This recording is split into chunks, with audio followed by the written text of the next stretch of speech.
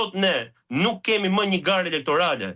Dhe këtë e thotë raporti Josip Beodirit, sot nuk ka më një vindarse midis shtetit dhe administratës publike dhe patronazhistëve.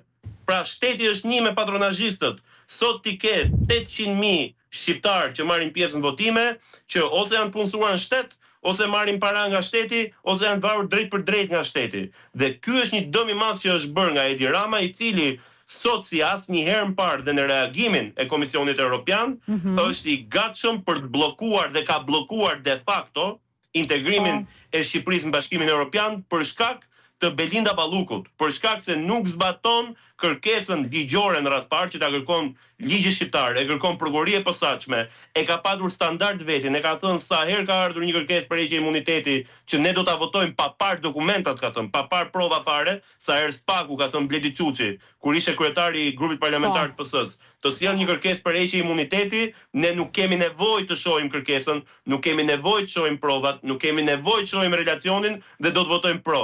Dhe çfarë ka ndodhur? Ka ndodhur një fakt i njohur botërisht. Belinda Balluku ka marrë peng sot Edi Ramën. Belinda Balluku sot e ka marrë peng Edi Ramën sepse vjedhjet e Belinda Ballukut nuk janë vjedhjet vetëm saj, janë vjedhjet e Edi Ramës.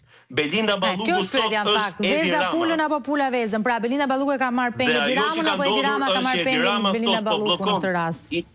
Apo të dy po marrin peng drejtësinë edhe integrimin?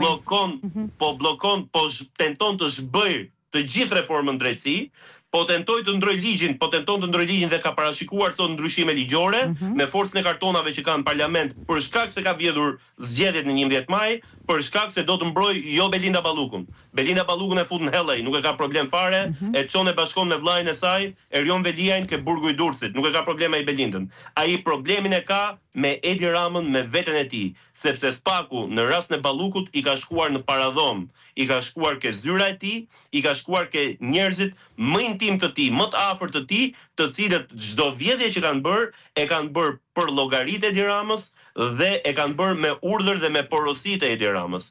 Kështu që thënë këto janë realitetet ku ne përballemi. Jemi në një moment të ri të rrezikshëm tani Belind për ta lidhur, po. Jemi në një moment të ri të rrezikshëm, pra ose në një përshkallëzim të kësaj rrezikshmërie për cilën kemi folur vazhdimisht dhe sidomos pas vendimit, shumë mund ta quajnë vendim pa vendim, por në fund të ditës ai vendimi i gjykatës kushtetuese të paktën pezullimin e lën në fuqi. Dhe sidomos pas sfidës që po i bëhet edhe këtij qëndrimi. Shiko, ai vendimi i gjykatës kushtetuese, edhe pse në thelb nuk është i duhuri dhe duhet të ishte 8-0 dhe jo 4-4 në gjykimin tim, sepse jemi fare të qartë, sërish ka një merit për sa i përket pezullimit, pra lënies në fuqi të pezullimit nga detyra të një njeriu të faktuar, të kapur në flagrant që ka vjedhur parat. Është rasti i tunelit Llogaras, është flagrant, apo rasti i loteve të Unazës, apo edhe dokumentat që janë bërë publik deri tani. Unë nuk jam pjesë e Këshillit Rregullores së Mandateve, por me sa kam marrë informacione në rrugë informale, edhe nga deputet të dyja palëve madje, që janë pjesë e Këshillit Rregullores së Mandateve, në materialin që Spaku ka depozituar në kuvend dhe në këtë këshill për të justifikuar dhe për të përligjur kërkesën e tyre për arrestin dhe heqjen e lirisë të zëvendës kryeministres, flitet për thagma, flitet për fakte komprometuese, flagrante, që faktojnë katërcipërisht për te çdo dyshimi dhe mbi të gjitha tregojnë që ne deri tani dim vetëm majën e icebergut